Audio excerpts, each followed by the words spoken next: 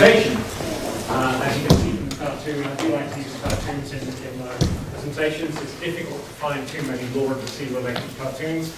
This is land-based, and it uses an incorrect word. So your first audience participation, what's the incorrect word?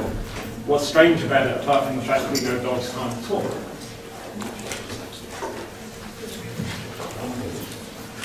Any offers?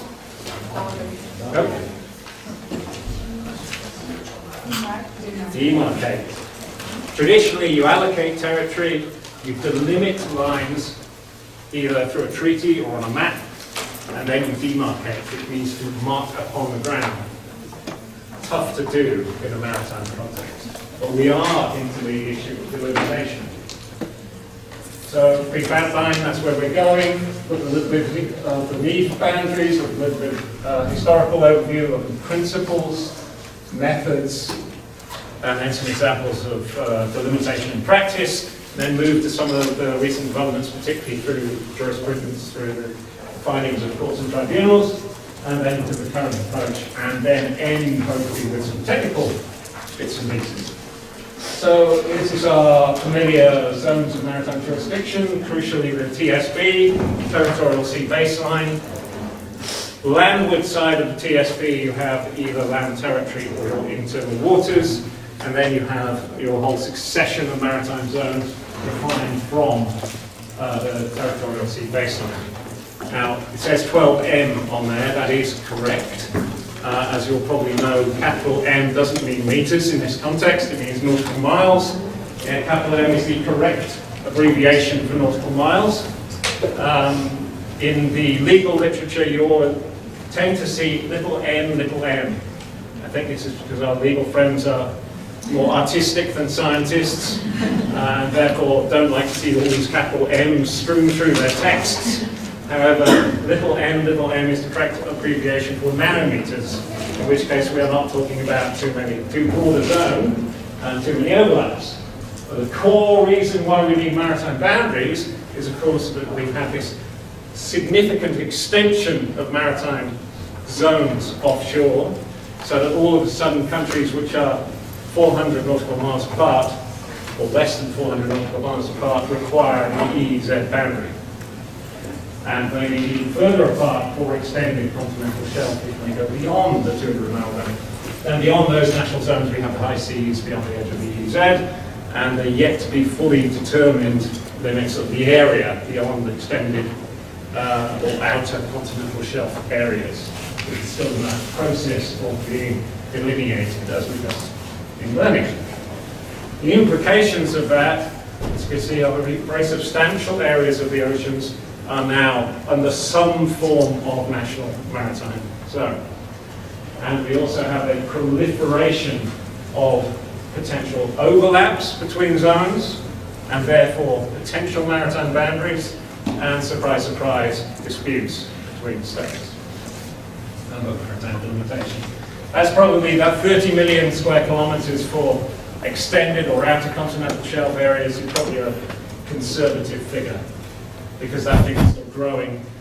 We still have states that have yet to come to the party, have yet to put in their full submissions, so we have an idea about the areas that are subject to their submissions. And we still have certainly a few states, or the United States in particular, which is yet to become a party and is therefore yet to have a 10-year deadline, yet to put in its submission. So this is really what we're talking about. This is the whole lecture in one slide. We have a coastal state, we have an archipelagic state with islands abounding, low tide elevations offshore. We might have some straight baselines drawn along a deeply indented or cut into coastline around an archipelagic state as well, generating maritime claims, 12-mile territorial sea, contiguous zones of 24 nautical miles, to EEZs out to a 200-mile limit, and over. So the whole point of the exercise, we're done. Okay, slightly more complex than that. How many maritime boundaries do we have? Traditionally, we open up the atlas and we see a nice familiar network of usually comfortably red solid lines showing the land boundaries. Maritime boundaries not so much. nice blue blank area with nothing there. How many depends on how you count it, of course. So Canada and the US, one boundary or four? Four different segments. Washington State, British Columbia, Alaska, Alaska, Yukon, and then Gulf of Maine. What I like about the US-Canada example is that they tout their land boundary as the longest peaceful land boundary on the planet. And all four segments of their maritime boundary are in dispute. If you count US-Canada as one boundary, then we have 366 potential maritime boundaries around the world. And we are at a stage where we've got just over 50% have some sort of agreement. But many of those agreements are partial. They're either partial in terms of length, or they're functionally partial. They only concern, for example, the continental shelf, if they're pre-82, prior to the convention, prior to the EEZ. And therefore, there is a need for upgrading those incomplete boundaries. So there's a lot of work to do, particularly as those numbers don't include the outer continental shelf, or extended continental shelf. So that 30-odd million square kilometres of submissions, of which 3 million square kilometres overlap. So we have plenty of work to do within 200 miles, let alone beyond the 200 mile limit. Why do we bother? Well, definition of limits and boundaries provides clarity to all marine users. States prefer having defined areas within which to manage. The Law of the Sea Convention, oddly enough, having been negotiated by states, it provides for state-led enforcement activities within defined limits and boundaries. And I have to say that just as Larry emphasized, the point of the exercise in terms of the Truman Proclamation and the whole drive of continental shelf claims and submissions is around oil. Lack of a boundary provides for an overlapping area where there is uncertainty. Well, international oil companies don't like uncertainty. They like fiscal and legal certainty where they're going to get their investment back. So if you have an overlapping area, if you have a disputed area, then you're unlikely to be able to go forward with oil and gas exploration. So it's a major motivating factor for maritime delimitation, or at least it should be. Every area I've seen where there is an overlapping claim, someone in the media will almost immediately say it's oil rich. And therefore that will provide, it's a double-edged sword. There's a major driver for you to delimit, but there's also a fear factor that if you draw a line, all of the resource may be quote unquote be on the wrong side of it. So it provides a disincentive for delimitation. Fear of missing out. And of course, it's very much resource driven. Traditionally, we think of marine resources in terms of oil and fish. Expanding number of resources, we think about seabed mining, we think about gas hydrates, we think about marine genetic resources that we're hearing about, manganese nodules. Now my slides have not been hijacked by my kids. Why do I have the Lego movie in my slide?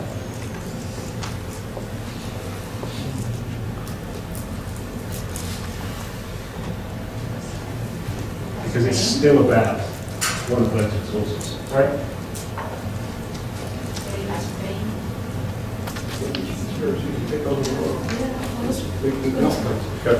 Maybe because Lego is carbon-based? Correct. Bang on.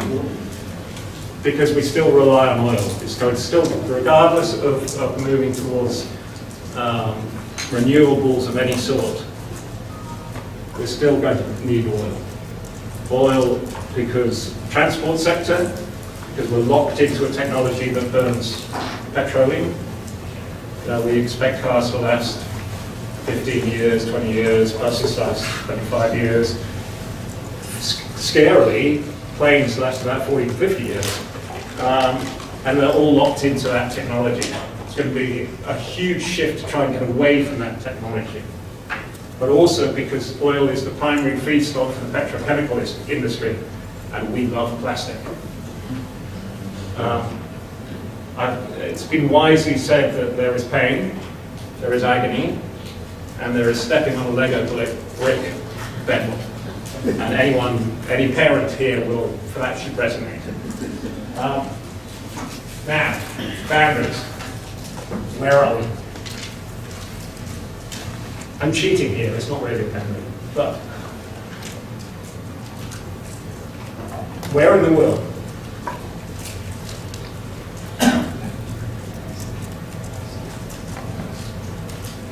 Go on, Ronan, let them in. Treaty of Tordesillas. So we were just over here. First division of the oceans, not quite. It's division of the world between Spain and Portugal by Papal decree, Papal law. And then following that, the Treaty of Tordesillas, because oddly enough, the Portuguese, once they learned a little bit more about South America, worked out that the original Papal law of demarcation left them with not much. So the Treaty of Tordesillas shifted the line. Oddly enough, from my Australian perspective, it seems that the Treaty of Zaragoza that followed, it means that I should currently be speaking Spanish, and our Western Australian cousins should be speaking Portuguese, which indicates that other states didn't quite agree with this division of the world. Not truly a boundary, because it really didn't divide the oceans for maritime purposes. Increasingly, we had lines of allocation at sea in the 19th century. A good example of that is the line through the Gulf of Tonkin. But really, this is a cartographic legal shorthand. This was a treaty between France on behalf of Indochina, French Indochina, and China.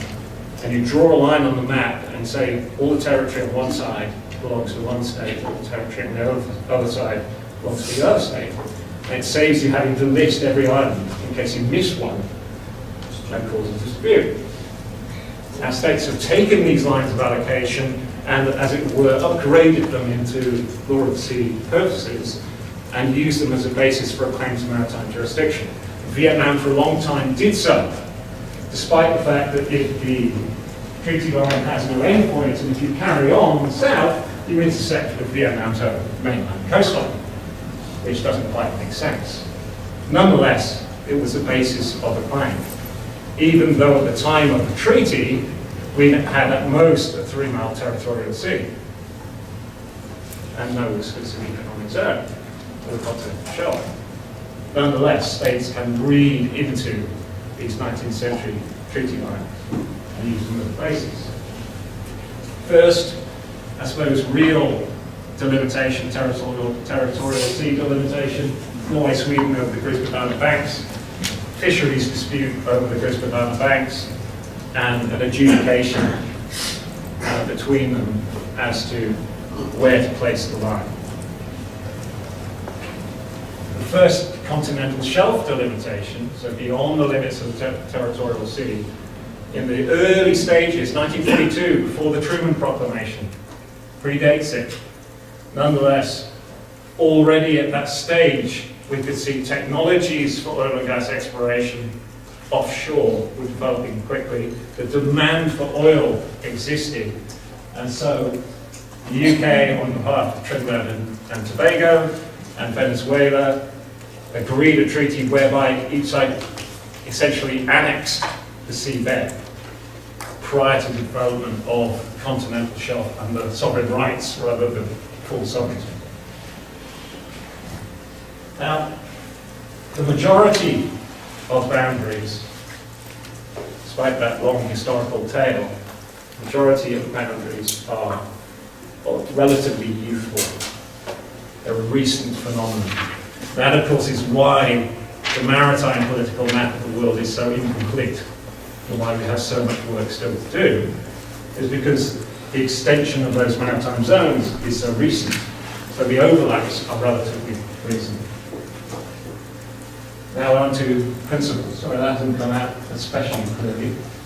But the 1958 Convention on the Territorial Sea and Contiguous Zone provides us with methodology for delimitation. And it says we use the median line. And that has essentially been repeated verbatim into the 1982 Convention. So for territorial sea, we have a specific methodology of drawing the median or equidistance line in the first instance, unless historic title or special circumstances leads one to a different line.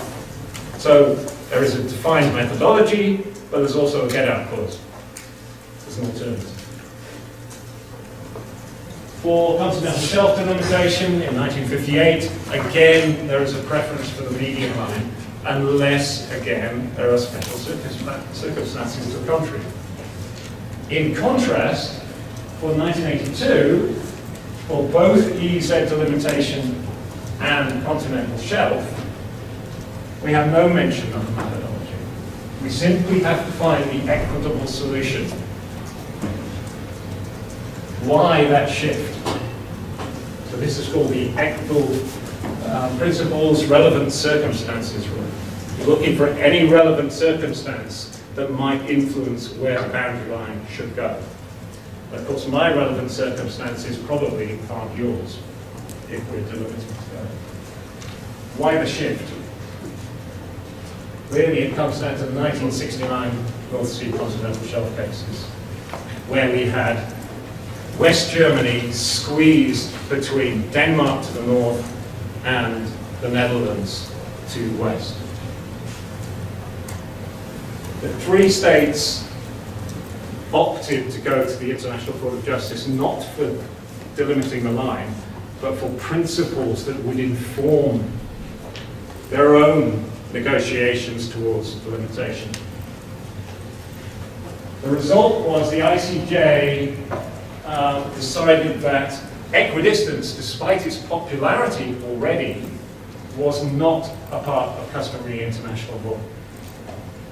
Because in certain circumstances it could be inequitable. So this is a situation, we have West Germany at the time, Denmark to the north, Netherlands to the south and west, and Denmark and the Netherlands were very happy with the idea of equidistance lines between themselves, locking Germany into what one can uncharitably call the armpit of the North Sea.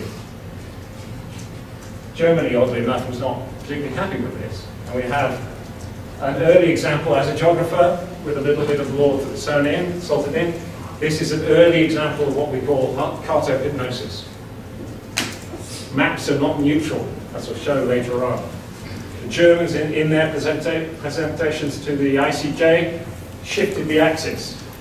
So you could clearly see that the inequitable nature of equidistance, it would squeeze or pinch out German maritime jurisdiction. This is a way of delivering messages through maps. We'll see how that works a little bit later on. And the court found in favour of Germany as a result of that. Equidistance in this circumstance is not equitable. Instead, the court came up with the idea, the concept of natural prolongation, which in a sense is an influential factor in maritime delimitation at this stage. And yet it was essentially a not especially appropriate concept in the context of the North Sea, where it's all one continental shelf. How you were supposed to apply natural prolongation in this context. As a result, Netherlands, Denmark and Germany went back to the negotiating table, and that greyed out area is the additional area beyond equidistance, a corridor out to the central part of the North Sea that Germany gained from that renegotiation. Reason for the odd shape is that Denmark and the Netherlands had already issued concessions to oil and gas companies, and they didn't want to get into a commercial dispute with the oil companies over essentially transferring a concession from one country's jurisdiction to another. Now we've had, as a result of the North Sea continental shelf cases, we've seen a shift towards countries initially through natural prolongation, desperately searching for inconsistencies in the continental shelf to prove that the continental shelf was really their continental shelf and not the other guys. We've had a shift away from natural prolongation, which we'll see later. But I like this quote from the Yemen Tribunal, that the delimitation provisions that we have from the 1982 Convention are a last-minute endeavour to get agreement on very controversial matter, consciously designed to agree as little as possible. You search for an equitable delimitation. If your glass is half full, then that provides a great degree of flexibility. Fortunately, if it's half empty, it provides ample scope for dispute. My version of equitable is informed by my national interest, but it's not yours, necessarily. So, theoretically, there's no limit on the relevant circumstances that go into the delimitation equation, if you will, to find that elusive, equitable result. But coastal geography has proven to be king. It's been the most influential factor. Because even though we've moved away in the codified law, away from median lines, away from equidistance, in principle, we're seeing a turning of the wheel. And in practice, it's been the most popular method of delimitation. Because equidistance or median lines is dependent on coastal geography. I'll go through what I mean by that, configuration, length, and islands, and so forth, in a moment. But also historic rights and previous conduct can play an influential role. So, sorry, let's repeat. Coastal relationship. In principle, there's no difference in the methodology you should apply. The Convention doesn't distinguish between adjacent and opposite coastlines. As we see that what we mean by adjacency and opposite relationships between coastlines. But when you look at it in practice, there's a huge disparity. Where you have opposite coastlines, you're far more likely to use equidistance as a methodology, or states have used equidistance as a methodology, compared to adjacent coastal situations. I'll demonstrate why that is in a moment in practice. Coastal length. Malta-Libya case 1985 judgment. Clearly, Libya has a far longer relevant coastline than Little Malta does. Advantage of about 8-1. That was taken on board in that ruling, and the ICJ said, yes, the disparity in the lengths of the relevant coastlines is a relevant circumstance. And therefore, that was a major factor in shifting away from the equidistance line.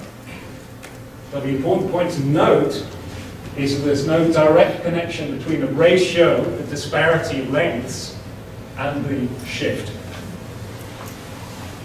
So there was an 8-1 advantage for Libya in that ratio, but not an 8-1 shift in terms of the position of the final delimitation line. So we had, in a sense, a 25% shift. Malta was awarded a 75% weighting.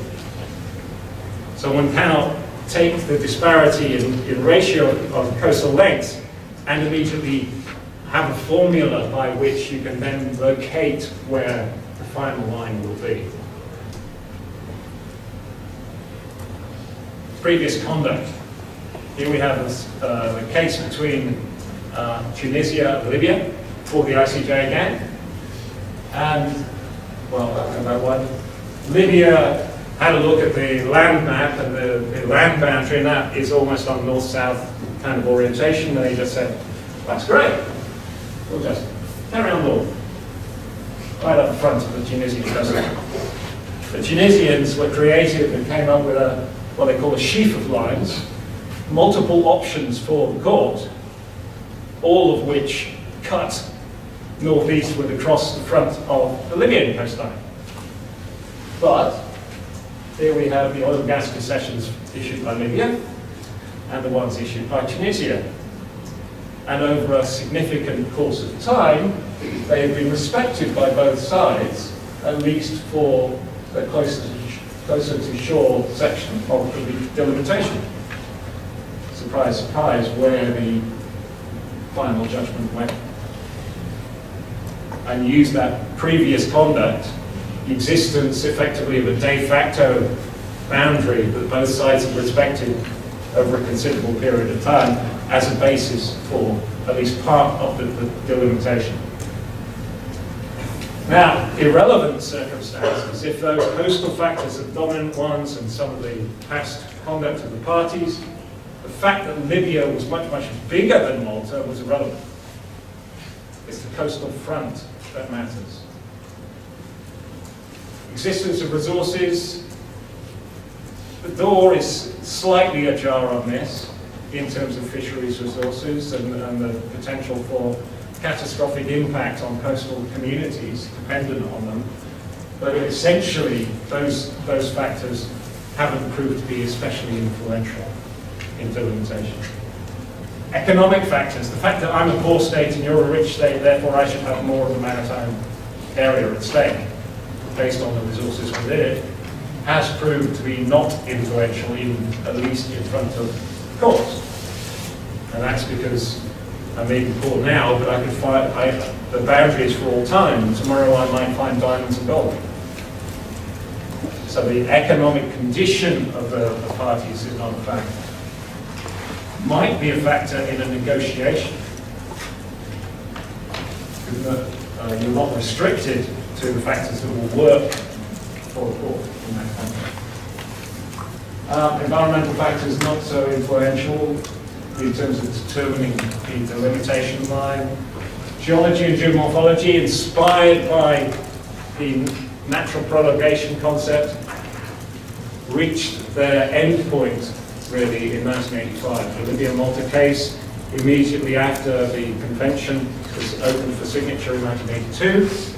So the introduction of the 200-mile exclusive economic zone, and the ICJ ruled that geophysical factors, that is the geomorphology or the geology of the continental shelf, were irrelevant to delimitation within 200 miles of the coast.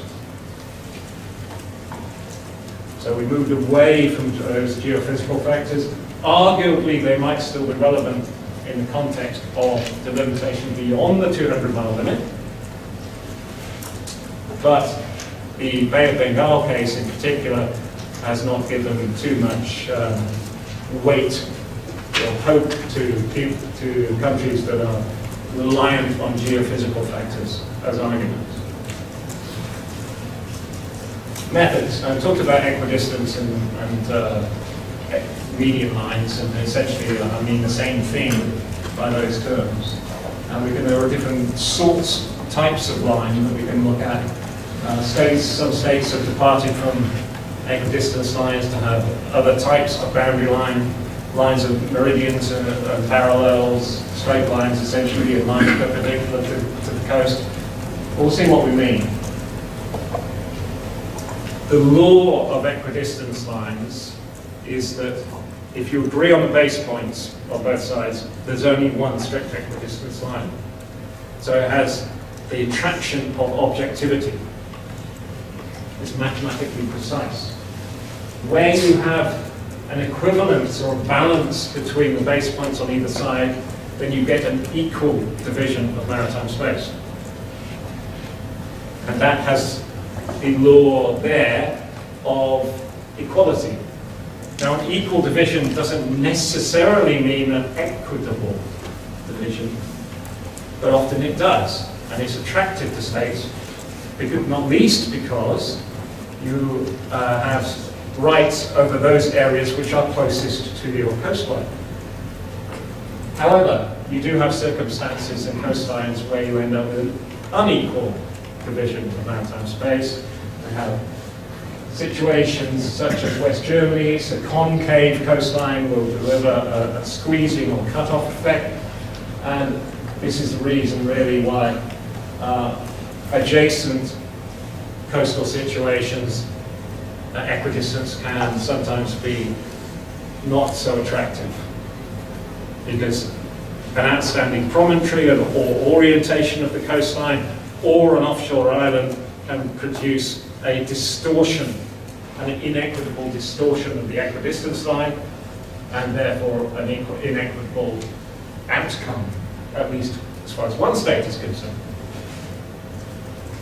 Drawing an equidistance line, I wish we had time to distribute pencils, paper, rulers, because the real way to do it is to do it yourself.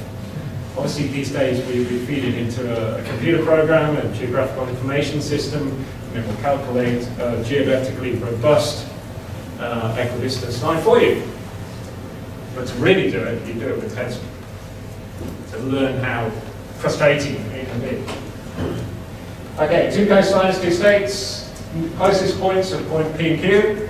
You join them with a straight line. The midpoint of that line is necessarily an equidistant point. Draw a perpendicular from that, and every point along that purple line is equidistant from P and Q. That's an equidistant line. That's all it is, and you just keep repeating it. So everywhere along the line, equidistant. And if you had a paper chart, you'd swing your compass around, see that it's only water within the compass, no land. You carry on doing that until you intersect with another point on the coast.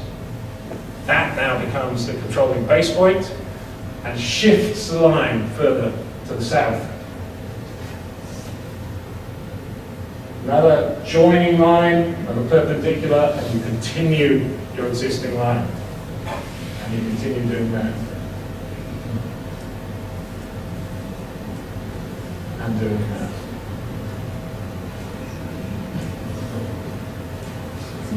And on we go. There we go. And that's how you construct an equidistance line between opposite coastlines. Easy. I think we'll put this on the exam. Okay, so you have your robust equidistance line between opposite coastlines. Fine. What if you've got an island? State A's got an island on its side of the line. So, well, if it's your island, clearly it's a fully fledged island capable of a full suite of maritime claims. If it's the other guy's island, it's a rock. And you ignore it completely. So what you could do is you can draw a full effect equidistance line, and then likely state B is going to say, no. But where you might end up is a splitting the difference effect, where you then draw an equidistance line between your nil effect line and your full effect line, and you create a half effect.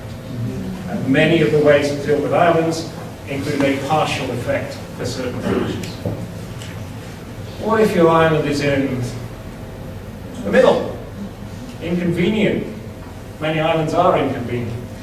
Well, there, one of the solutions is to give it a 12-mile arc of territorial sea, but otherwise ignore it. What's called a semi-enclave solution.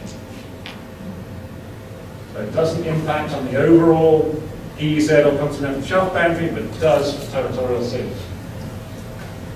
What if the island's really inconvenient? And here I'm thinking of the Channel Islands. British features close to the French coast, and we'll look at the solution there in a moment. Well, one solution there is a full enclave type of solution. Adjacent coasts. And I'll run through this quickly. It's the same idea. Here's your 12-mile territorial sea. You start from out to sea and work inwards often. So you work out where along the line is at an equal distance from points A and B. And then you carry on going inward along your line, your perpendicular bisector. Look at where the next points are. Same concept as your opposite coasts. And this can be deeply frustrating, particularly where you have a smooth coastline. You've got an endless number of base points, and that's where having a geodetically robust compute program to bonus. So there's your robust equidistance line. Right. What if you have an island? You could give it full effect, and then potentially half effect. But you can see, if I go back one, full effect, adjacent coastal situation, you end up with a huge distortion in terms of the path of the equidistance line, and from state B's perspective, a totally inequitable solution based on equidistance. So you could half effect it, but even then, state B is likely to view that as an inequitable result. And that's why you have far fewer delimitations based on equidistance where you have adjacent state situations. Because almost always you find some coastal feature that causes an inequitable result through equidistance. One solution, of course, semi-enclaving, same kind of idea we see, all fully enclaving. Done. Examples from practice, state practice. France and the UK, French Polynesia versus Pitcairn Island, strict equidistance line. Why? Because we have widely separated small island features on both sides. Similar features on both sides. Had it been a mainland coastline versus a small island, you might end up with a different result. But you have no real relevant circumstances that would lead you to feel that there should be a modification or adjustment of the equidistance line. Strict equidistance lines, as we've just seen, can be quite complex. So here we have a simplified version. If you had a strict equidistance line between the US and Mexico off the Pacific coastline, you would end up with a dozen or so turning points along the line. They simplified it to 4 in an area compensated method. So neither side lost out in terms of the area divided between them, but they simplified the lines so that it's easier for maritime enforcement purposes. And you have partial effect, partial equidistance. So here we can see UK and France arbitration, just focusing on this end of the line, the western end. Here, France argued full effect for its straight baseline system. UK, it's the Isles of Scilly, it's not the Scilly Isles, they object to being called Scilly Islands. And France argued that the Isles of Scilly should be completely ignored. So that islands with 2,000 people on them should be totally ignored. We'll come back to that when we look at the San Piero Miquelon dispute, where France argued that its small islands should be given completely full effect. Nonetheless, the tribunal in that arbitration case came up with a solution whereby they drew a nil effect line, a full effect line, and split the difference. A half effect bisector solution. And we'll come back to that in the technical section. Doesn't have to be half effect. So here we have the Baltic states, which were then part of the USSR, versus Sweden, particularly the Swedish island of Gotland, which has 500,000 people in it. So there's no doubt that it's a fully fledged island, and yet the USSR was arguing it should receive reduced effect. So full effect and nil effect lines, and then they negotiated how much effect Gotland should have, and came up with a solution that it should have 3/4 effect in the delimitation. So it doesn't have to be half, although states tend to end up with a splitting the difference type of solution. Semi-enclaves. Here we have Iran versus Saudi Arabia, and this is a sovereignty dispute over 2 little islands, Farsi and Al Arabiya, and they resolved that by saying, well, you have one, we'll have the other one, and then drew an equidistance line between mainland coastlines, and then gave the islands a 12-mile arc of territorial sea, an equidistance line between them, and then another little arc, 12-mile arc of territorial sea. So semi-enclave solution, even more pronounced for Italy versus Tunisia.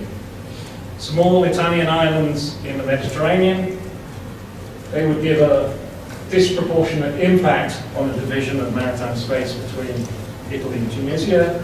So they agreed on a semi-enclaving solution you can see there, with the proviso that the Italians were completely convinced that this island was not a mere rock. So that he insisted that it should have a 12-mile territorial sea and 1 mile of continental shelf around it. So a 13-mile arc around it. Just to prove the point. It wasn't work. And now looking at the Channel Islands, further up the arbitration between UK and France, here we have UK features which are certainly populated, and they are close to the French coastline. Or in the words of the judgment, they're on the, quote, wrong side of the line. So overall, we have a medium-based boundary between the mainland coastlines of the UK and France. But then, this was a continental shelf arbitration. The tribunal drew 12-mile arcs of continental shelf, and then UK and France have gone back to negotiate and since have completed the enclave through the territorial sea delimitations between. So we have a fully enclave set of islands. And these are features that are definitely not rocks.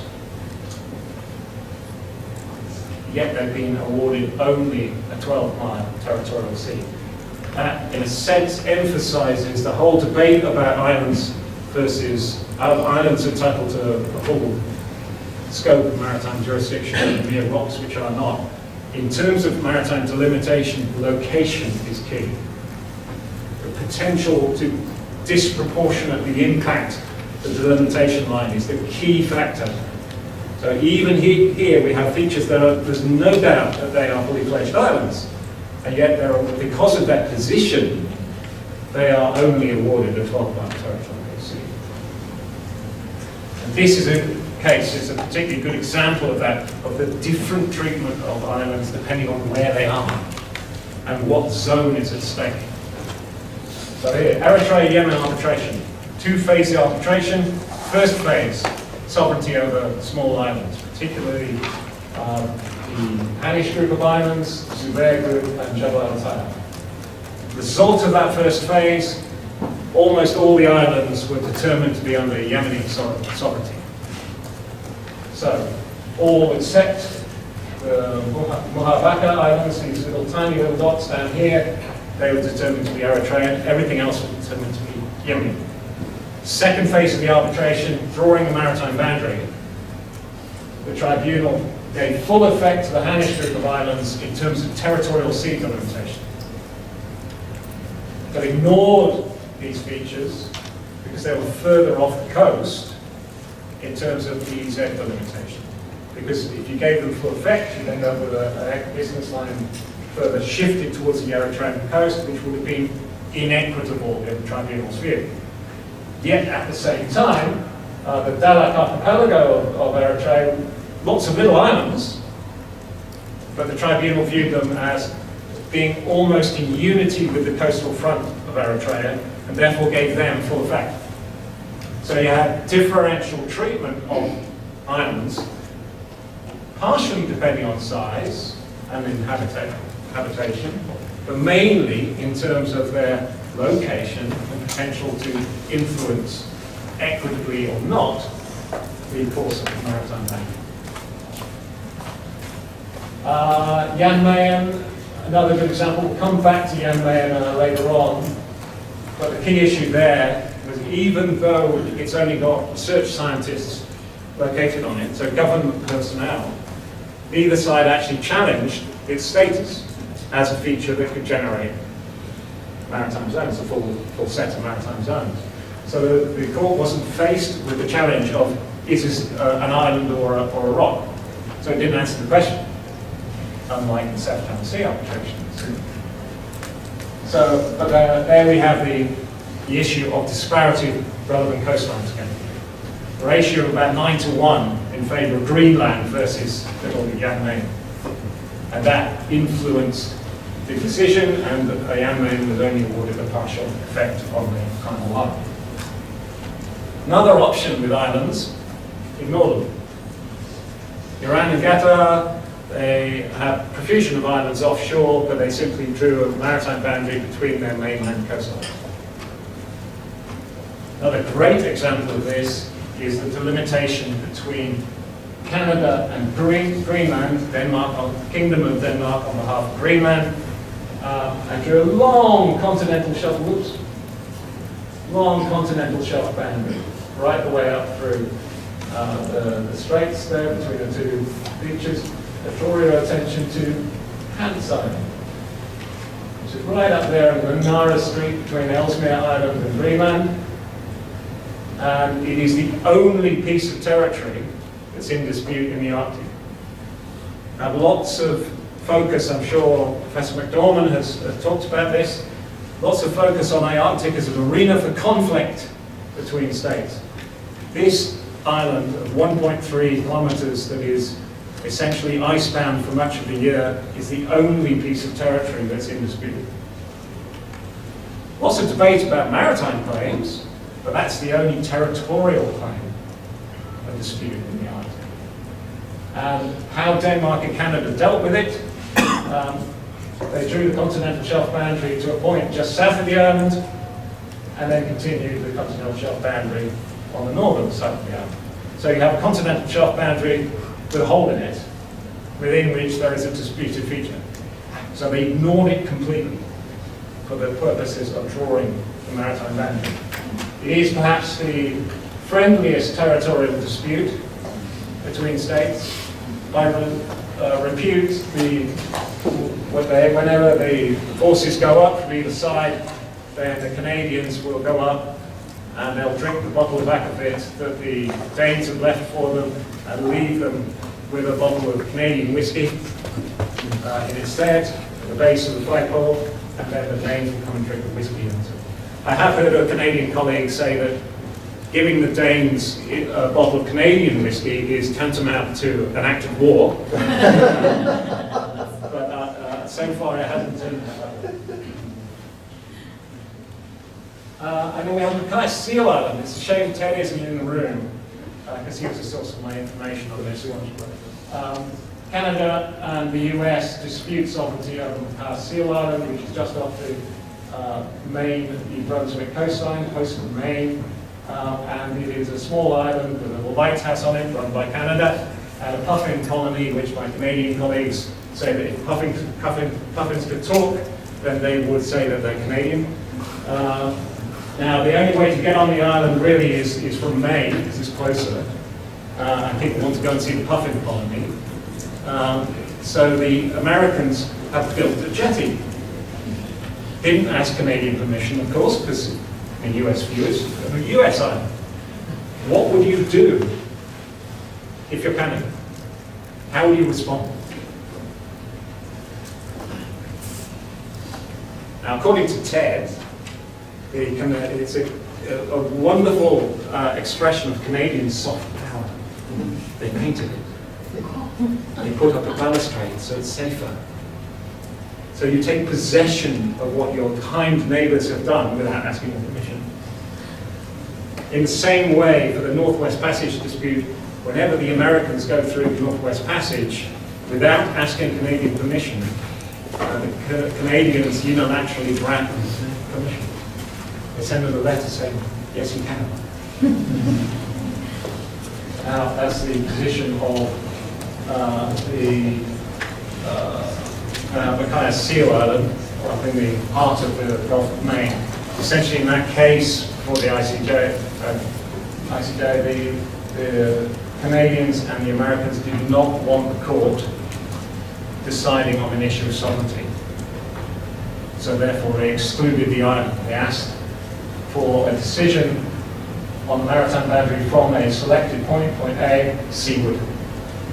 So therefore, they thought that they themselves were in a position to decide on that sovereignty issue, but they were comfortable with a court deciding on maritime delimitation or using a continental shelf.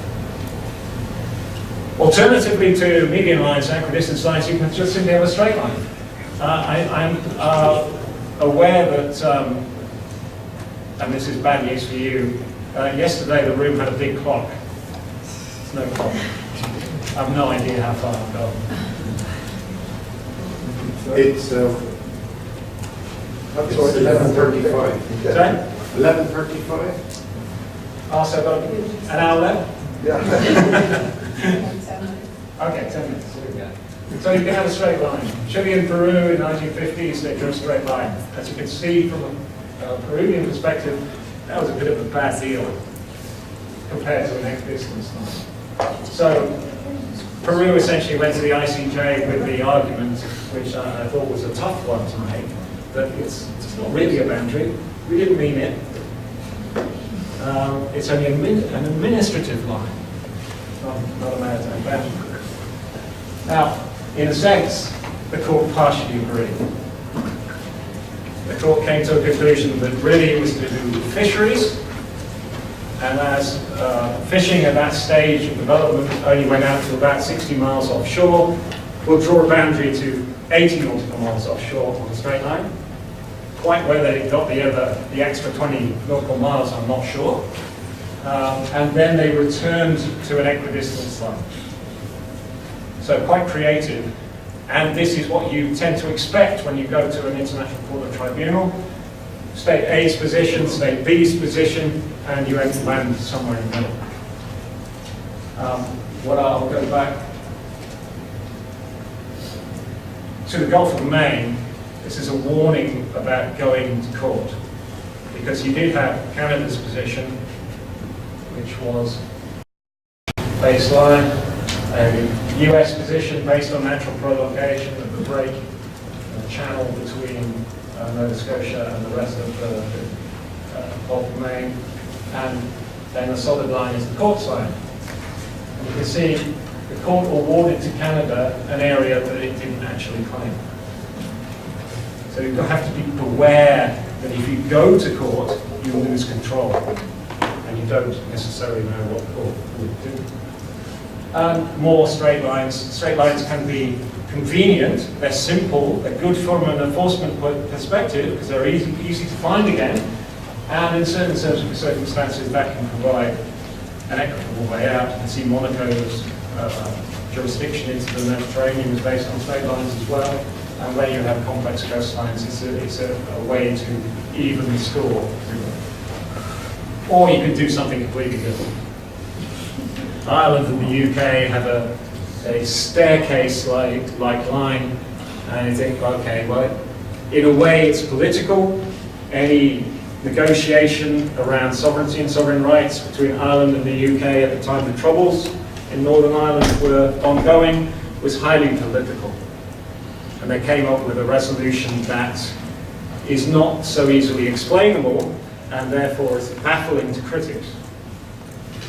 Now, you have to say, the staircase line, that looks a nightmare to enforce, except it's continental shelf delimitation.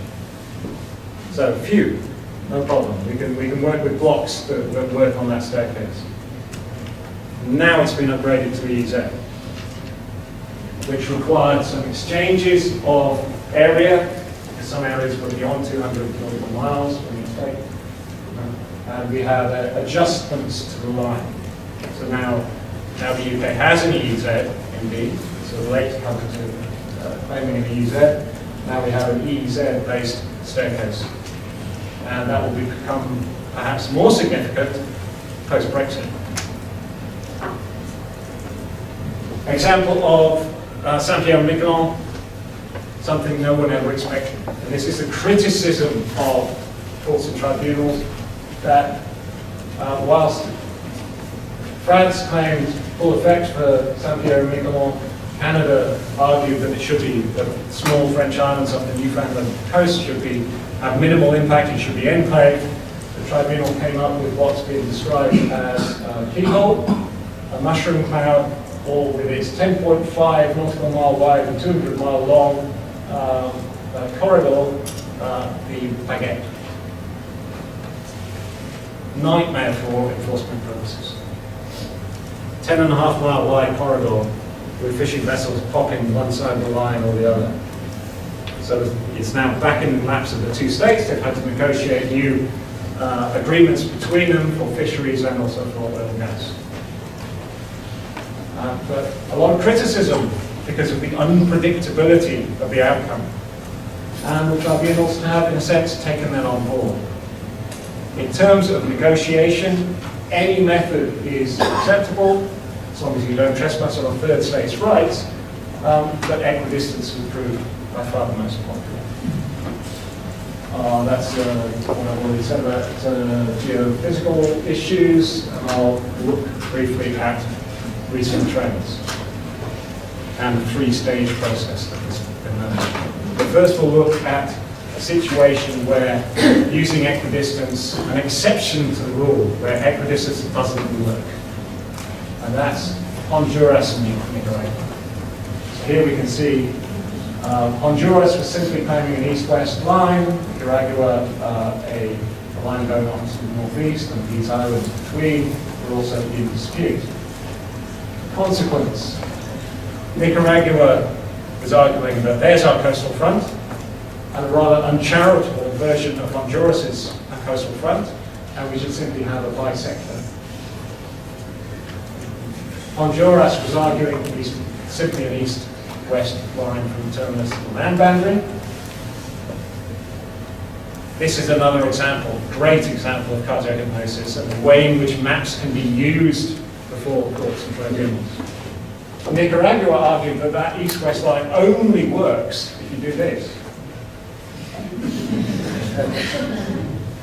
So it's inequitable. How can you possibly have an east-west line when the coastal front of Honduras actually faces more to the north? Great graphic that was deployed before the court. The problem here, and the way equidistance doesn't work, is that the terminus of the land boundary is the Coco River, and the river moves. So over time, it's grown and grown. So your end point of the river keeps shifting as you get more deposition and then some erosion. And the trouble with that also is because of the alignment of the coastlines, you're dealing with only the river mouth influences the equidistance line, not the rest of the coast. So you have a situation where a couple of points will control everything. But those points keep moving. So when do you do it?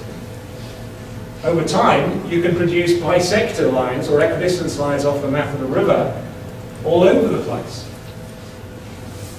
So using an equidistance line as a starting point is problematic in this circumstance.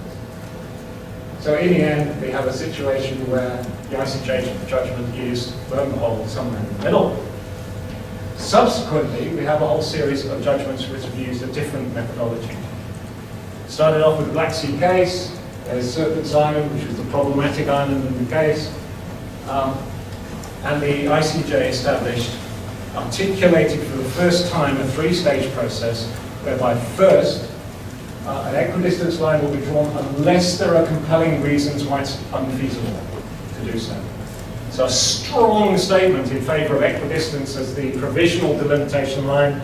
Second stage, modify the line in light of relevant circumstances. Third stage, you test it with the so-called proportionality, or now in this terminology, disproportionality test. Final outcome, despite all of the debates between the parties over the meaning of Article 121, if you want a look at all the arguments either way, then look at those pleadings. The court said, well, we weren't asked to decide on Article 121. We don't have to determine the status of Serpent's Island. We're here to draw the question that was posed was draw a maritime boundary between the two states. You always have to be careful what question you ask to courts and tribunals. The final outcome was to give Serpent's Island minimal effect, just a 12-mile arc of territorial sea, and then drawing an equidistance line initially, and then issues around modifying. What I would say on the third stage of the three-stage test is that the proportionality calculation is a calculation of the ratio of relevant coasts and the ratio of areas each side gets based on the line you calculate. and whether there's a huge disproportion between those two ratios. Now, in every single instance that this proportionality or disproportionality test has been applied, the court has found, no worries, no problem here, nothing to see here, and said that there is not enough disproportion between those ratios to lead the court back to re-examining its line and potentially changing it. So it feels like something of an illusion, that test at the end of the equation. Implications are new approach, potentially greater clarity in delimitation approach, and starting with an equidistance line. So whilst the codified law has moved away from equidistance as a starting point, we've kind of come full circle, come back to equidistance as a starting point. Same applied in the Bay of Bengal. I'm going to have to steal 10 minutes extra if I can be forgiven. There's no chairman or woman here, so I might be able to do that. Bay of Bengal, St. Martin's Island, initially off the coastline of Bangladesh, Bangladeshi island, 7,000 people living on it. No question that it's an inhabited feature. So there's Myanmar's claim giving it minimal effect. Bangladesh was claiming a full effect line, which you can barely see there, sorry about that, green, and the tribunal came out with a decision that gave full effect for territorial sea delimitation.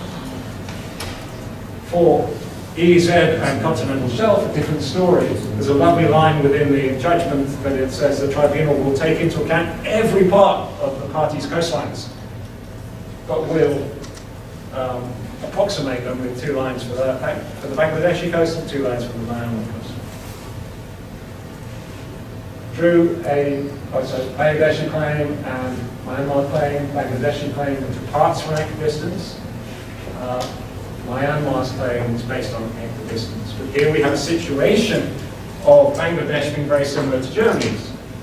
It's flanked by Myanmar and India, and it's on a concave coastline. So it's squeezed. If you apply equidistance, there's a cut-off effect. And that was recognized by the tribunal. First, it drew an equidistance line, provisional equidistance line, and then modified it along the azimuth of 215 degrees. Did not articulate why 215 degrees. The reasons are the cut-off effect, the concavity of coastlines, but how it came up with 215 degrees is not articulated. It is odd, though, that 215 degrees was proposed by Bangladesh as a bisector of its approximation of the 2 sides coastlines. 215 degrees is bisector. But that was not articulated in the judgment as to why 215 degrees. The other really significant aspect of this is that the tribunal's line goes beyond 200 miles, the first delimitation of extended continental shelf. And the influence of that, by shifting the line away from equidistance, you create a grey area. There's a grey area, you can see there, is beyond 200 miles from Bangladesh. So it can't be Bangladeshi EZ. It can be a Bangladeshi extended shelf. So for Bangladesh, it's an extended continental shelf boundary beyond the 200-mile limit. You can't extinguish Myanmar's rights to the overriding water column. So you have a situation where Bangladesh has sovereign rights over the seabed, and Myanmar has continuing sovereign rights over the water column.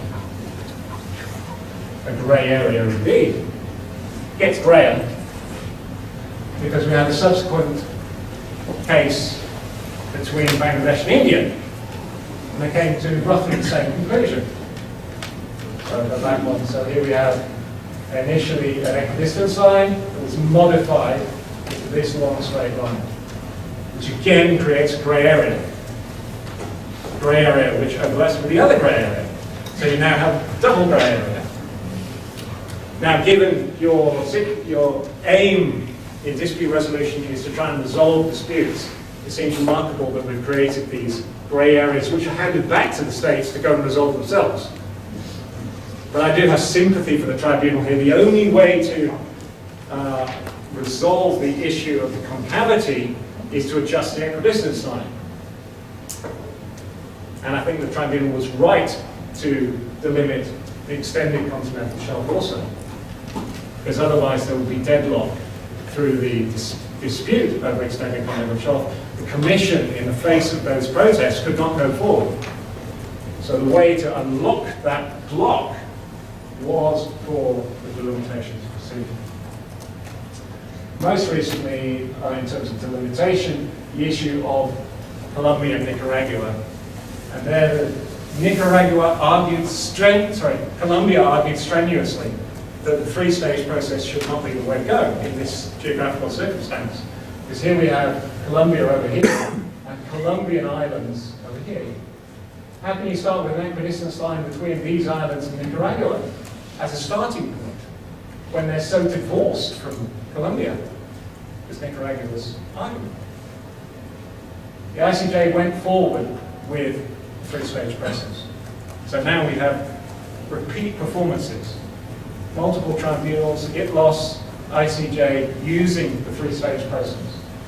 They applied equidistance line between those Colombian islands and small islands off Nicaragua and the Nicaraguan mainland coastline, and then shifted the equidistance line, the provisional line, in a ratio of 3-to-1 in favor of Nicaragua. So that portion of the line there, and then provided enclaves around small features. I found a way to essentially go around the Colombian islands and provide Nicaragua with an EEZ out to the 200-mile limit to the north and to the south of those Colombian islands. And you see Judge Haidar talking about the consequent case in terms, subsequent case in terms of extended continental shelf delimitation that is ongoing. Finally, in terms of Satellite Sea Award issues, I'm not going to try and steal too much of Professor McDormand's thunder now he's walked into the room, but whilst this case was not about maritime delimitation, it has impacts, potentially.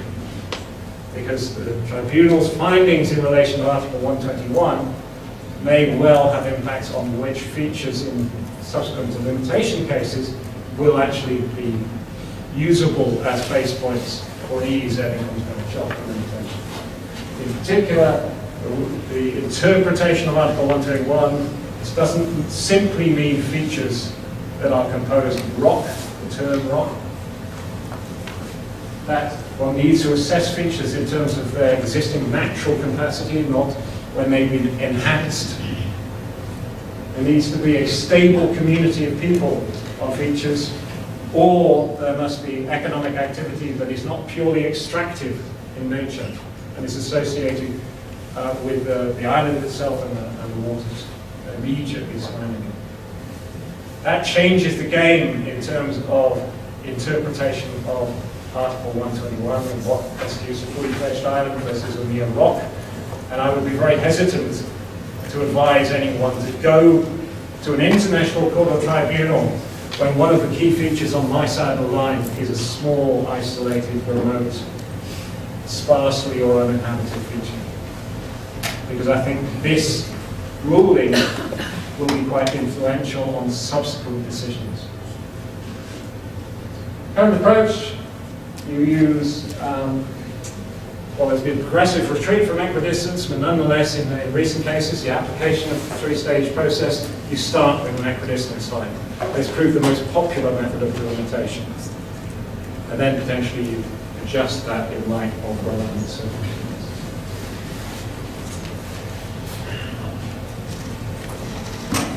Well, that's good.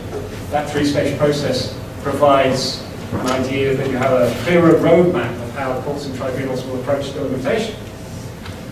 The trouble is, we've yet to find a case where the provisional equidistance line has actually been a strict equidistance. In every single instance, there has been judicial discretion over which base points to use. And as a consequence of that, you still have uncertainty. as to how courts and tribunals will actually come up with a line. Finally, if I can steal a couple of minutes, I know I'm way over, but technical issues.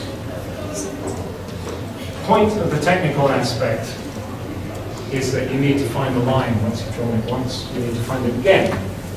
And the imprecise definition can cause subsequent disputes. So, true or false? I'm a geographer. I love maps. It's true though. All maps are lies. They must be. There's a great little book called How to Lie with Maps. Mark my money. Maps must lie. They've got to be selective. So representation of a three-dimensional world on a two-dimensional screen or piece of paper. You have to be selective. You have to distort reality in order to get a three-dimensional world onto a flat piece of paper or a screen. Right? You can intentionally lie with maps, as we've seen with counter hypnosis, but mostly with the maps that we use in the maritime sphere, you don't. Example of how some of the geographical issues. General direction of the coast. Piece of coastline. Not an unreasonable general direction. Same coast. Scale, projection, which bit of the coast you show. All of them can be used to change the picture and tell a different message. Colour. All of my claims are in pastel shades. All of the other guys' claims are in red. You influence things through those choices. Technical qualities of maps I'll leave you with. You'll have the slides. The thing about charts is that we have rules. Dealing with charts, they follow the IHO, International Hydrographic Organization standards, and they're designed for safety of navigation, not for law of the sea purposes, not for boundary delimitation. So you're more likely to have a fair playing field, if you like. And then the standards. Scale. Jan Mayen against Greenland. The late Ian Brownlee said he was representing Norway. He said, oh, how am I going to protect Norwegian interests here? You can't even see Jan Mayen against the size of Greenland. Then again, you do have a feature that's 55 kilometers long and has a volcano that's over 2,000 meters high.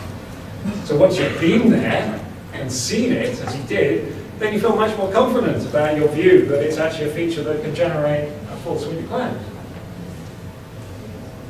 Projection, that's a Peters projection. Equal area projection. Projections can shift your perception of size and area and distortion. Personally, I'm Australian, so that's much better version. Australia was in its rightful place at the top of the map in the middle. Most charts are a Mercator projection. I failed to steal an orange from breakfast on a piece of paper. It's very difficult to form a map around what is a globe. Of course, the world isn't a globe, quite. It's a scorched orange. It's not perfectly circular or a perfect sphere. So you have problems with projection. Mercator projection is great because you smooth out those lines, square them off, so it's much easier to plot on a nautical chart. The trouble with that is you then have scale distortion with latitude north and south. You also have issues with straight lines that we'll come to. So all of the darker purple shades are 200 miles on a Mercator projection. They go much broader towards the north and south poles than you see towards the equator. That's the scale distortion we have to deal with using nautical charts. Plotting issues related to that. Traditionally, you use specially made charts of long great dividers to draw the line, physically. That's the southern half of the Norway-UK band, because you use that method. Northern half, slightly later on, is computer-generated. Same base points. Oops. Don't match up. 319 meter difference between 42, because that plotting issue. Scale issues related to how, what definition you can draw on a chart. Issues around coordinates. I'll give you all of these in the slides. You use coordinates to define lines and areas. They're crucial. You need to know where they are. And to do that, you need a datum associated with the coordinates.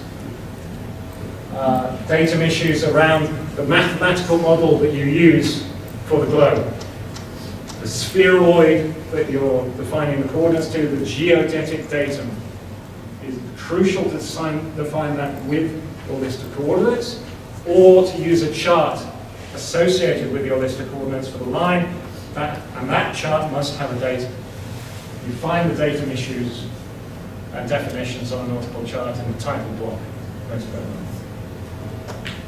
Issues around old charts often don't have a datum, so you have the chart, and then the reality of the location, they can be substantially different. When you draw a straight line on the Mercator chart, it's not a straight line in real life. It's a curve. That could be a problem. Draw a long straight line, and you get a big difference between the two types of straight line that you can draw. That long line at the western end of the UK-France arbitration, they simply drew a long straight line on a Mercator chart. So it's supposed to be half effect, but at the end of the line is 4 nautical miles located wrong. Luckily, there's no oil involved. In Alaska, between Alaska and Siberia, the longest straight line dispute. Difference of view over what type of straight line, 1,600 nautical miles long, therefore over 20,000 square kilometers. Square nautical miles in dispute as a consequence of that. And that was resolved in 1989. I'll talk more about those special areas, I won't.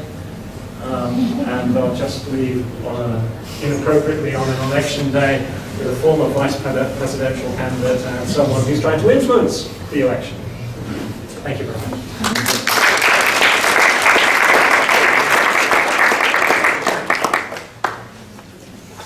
Okay, we better take a break now. Why don't you see Clive answer, because we're more than a half hour through. My apologies to Larry. No, that's okay. I'm used to it. All right.